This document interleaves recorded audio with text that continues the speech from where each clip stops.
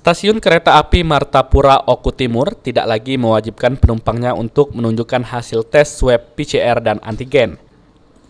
Walaupun telah keluar aturan tersebut, dari pantauan tim liputan PAL TV di lokasi stasiun Martapura, masih sepi, hanya ada beberapa penumpang yang sedang menunggu keberangkatan dan kedatangan kereta api.